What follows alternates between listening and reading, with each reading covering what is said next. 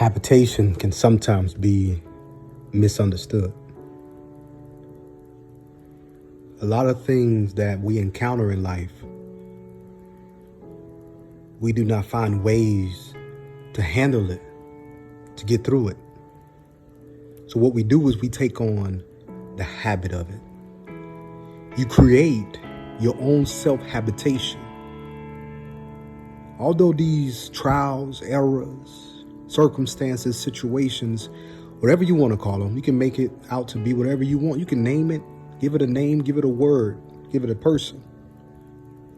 Although our purpose was to deal with it, to move past it, to conquer it, we turned it into a habitation. And when that habitation becomes something too strong to deal with, it becomes a part of you. And that's why we call it a habitation. You know, they say that it takes 7 days for you to do something consecutively for it to be considered a habit. And if you continuously do it over and over and over and over, it's a part of now what we call your habitation. It's almost like a culture that you've been raised in. You know, the colloquialism when it comes to dealing with certain words in your culture, there's just certain things that won't go anywhere. It's going to be with you for the rest of your life. It's going to be in your mind. It's going to be in your mental state. It's going to be in everything that you do. That mind or that culture is going to be with you. But let's deal with this word habitation. Because see, it's good to have things down packed where it becomes a good habit. But sometimes we find ourselves carrying on bad habits and we turn them into a habitation. Let me talk to you a little bit about this journey that I walked through.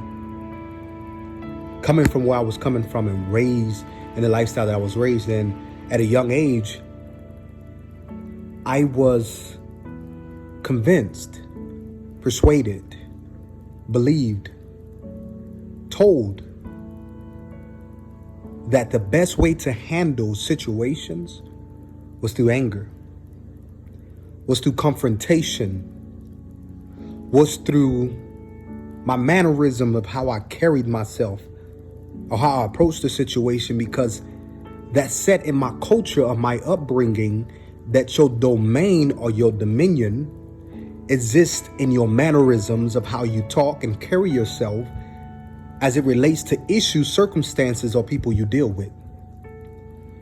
But what I did not know is that 5 years later, 10 years later, 20 years later, kind of telling my age a little bit, that thing will become a habitation. It will become something that was so hard to get rid of that no matter where I go or what I did, it was in my mindset. That second thought of my mind convinced me that this is how you handle it. Don't go that way. Don't choose a better route. This is the way you handle it. This is what you were told to do. This is how you overcome odds, obstacles.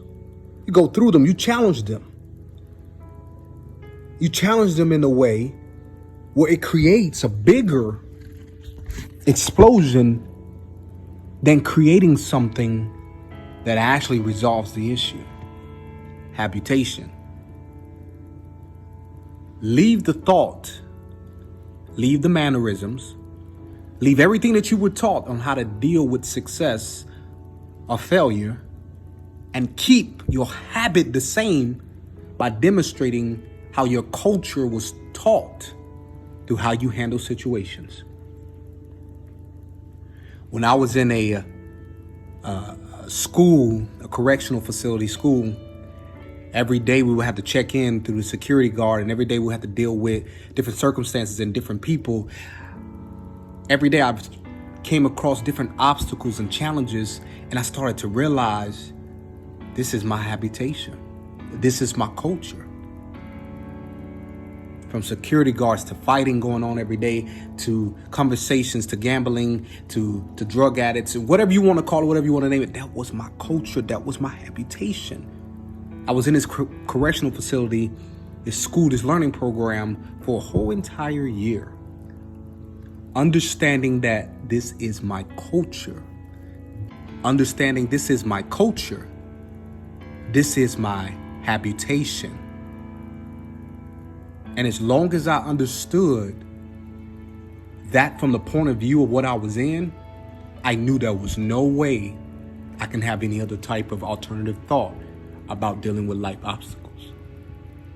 It wasn't until I finally left that school that I got into different circumstances and different situations where I was on my own. Because at this time in the school, I'm rolling with different people, different groups and settings and so on and so forth, that I was on my own. And life started to teach me, you need to handle your situations a little bit different. You need to handle your circumstances a little bit better, because your culture is killing you according to your mindset. So I enlisted into the military to try to find how to break something that was a habitation that was built through culture. And all I found myself was fighting how to correct what my culture taught me by fighting people who were trying to teach me the right thing. After years in the military and time spent and facing different people, I'll never forget, I met people who were my age, who act like me, who talk like me, who carry themselves like me. And I started to see myself, and I said to them, the worst thing you can ever do is go back to where you came from and not learn a thing. The worst thing you can ever do is get yourself in this position right here and take nothing from it but a heartache, pain, and adversity, which is what you brought when you came here. So I would leave with encouraging words, and I would tell them, change your mind, change your habits, and I guarantee you, you'll have a new habit, and you will build a new habitation of how to survive. Sometimes in life, we need to remind ourselves our old habits must die, and this new habit of how to view our perspectives on how we walk and what we do and how we see life needs to change. Because if it doesn't, your new habitation will be destroyed by your old mindset. Kingdom Fit. One mind, one spirit, one person.